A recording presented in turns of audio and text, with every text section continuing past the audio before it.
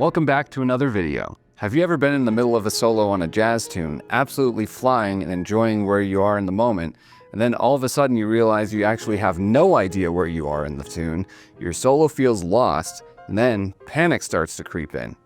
That's what we call losing the form. It happens to everyone, especially beginners, can happen to intermediates, and even pros sometimes.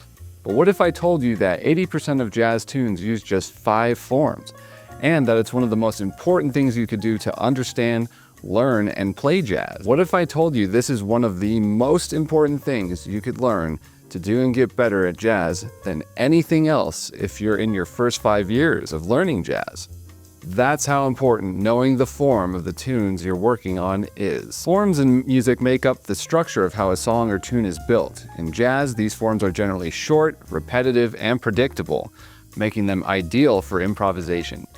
In jazz, a song or tune's form cycles repeatedly, giving improvisers a reliable framework to create within. Understanding and keeping the form is foundational and vital for any jazz improviser, and is something anyone who plays jazz has to learn and overcome. Everyone goes through it.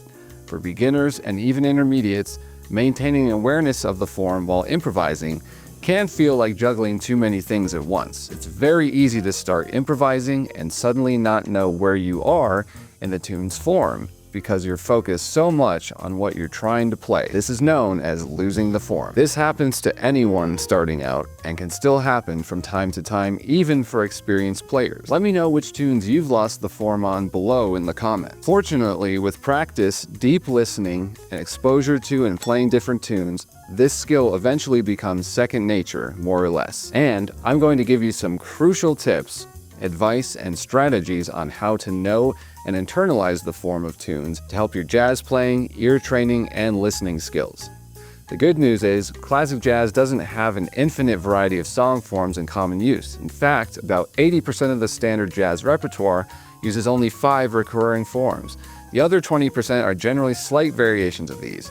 Mastering these forms simplifies learning repertoire, strengthens your ability to improvise freely, and helps you become a more confident jazz musician. Let's explore these forms, why they're so important, and how you can internalize them. At its core, jazz improvisation is about creating something unique within a set structure. The form of a tune acts like a roadmap.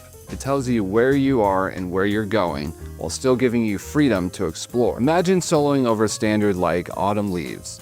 Without understanding the form, it's easy to get lost and lose your direction. But when you've internalized the form, you instinctively know where each section begins and ends.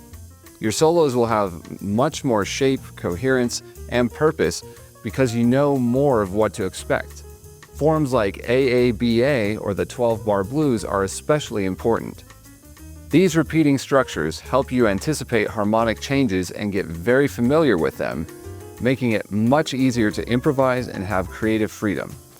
Let's take a look at the 5 main forms. The first form is AABA, or 32-bar song form.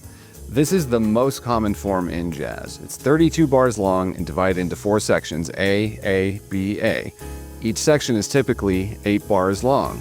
The A section is usually repeated, while the B section, also called the bridge, contrasts harmonically, then we return to the A section again. Some well-known examples of AABA form tunes are Autumn Leaves and Take the A Train. The second is ABAC form. This form is a variation of AABA. It's also 32 bars long, but replaces the final A section with a new C section, giving it a slightly different and more defined ending. Well-known standards that use this form are On Green Dolphin Street and Beautiful Love. The third form is the 12-bar form, usually used in blues and blues tunes. It's foundational, not just in jazz, but in blues and rock as well. It's made up of 3 4-bar phrases, bars 1 through 4, the 1 chord, bars 5 through 8, the 4 chord, back to 1, and bars 9 through 12, which is known as the turnaround.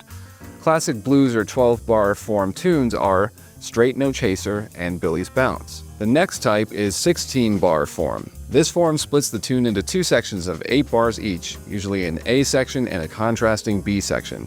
Examples of 16-bar tunes would be Blue Bossa, and St. Thomas. Final one is a 24-bar form. It repeats the A section twice before moving to a contrasting B section to finish, AAB. Examples of 24-bar form are Horace Silver's Song for My Father and Wayne Shorter's Fee Fi Fo Fum. Now let's discuss how to practice and internalize these forms effectively. Internalizing these forms takes a combination of deep listening and active practice. Here's a step-by-step approach. 1. Listen repeatedly. Choose a tune and listen to it over and over and over. Focus on hearing the form cycle. Can you tell when each section starts and ends? 2. Follow the lead sheet. Some people are very against lead sheets and say you should ditch them and only listen.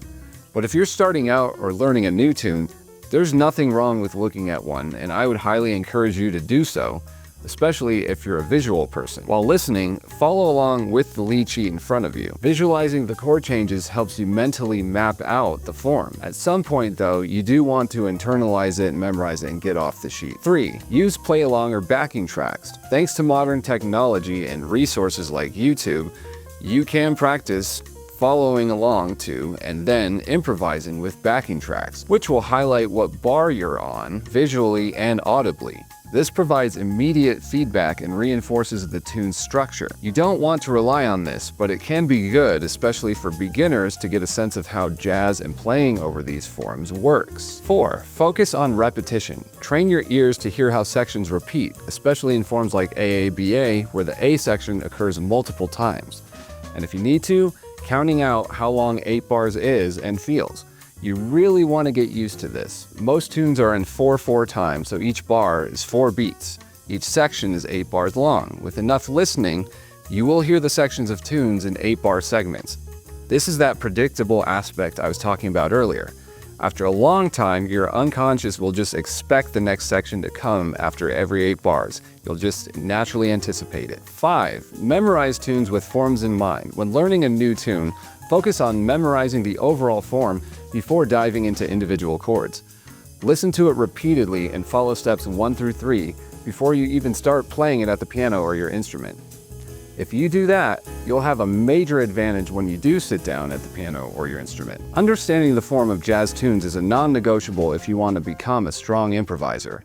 Mastering these 5 forms will simplify learning standards, keep you oriented while improvising, and give you the confidence to play with freedom. My advice, especially to beginners, is listen, listen, listen. Then listen some more. You want to listen so much that you know the tune by heart and can hear the melody going through the form and the chord changes only going through the form in your head without even listening to it. As jazz pianist Ethan Iverson famously said, once you've learned 10 or 20 standards, the rest become exponentially easier. That's because the differences lie in the details, not the forms. So here's what I want you to do as a call to action.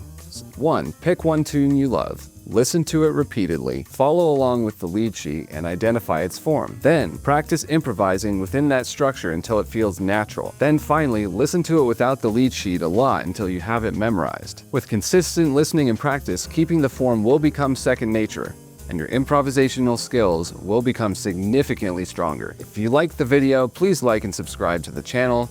Check out the free guides in the description below, and keep on the lookout about my upcoming comprehensive jazz piano course on how to solo effectively and different soloing techniques, meaningful melodies. If you're looking for a deep dive and method on how to learn how to solo effectively over any tune. And please leave a comment.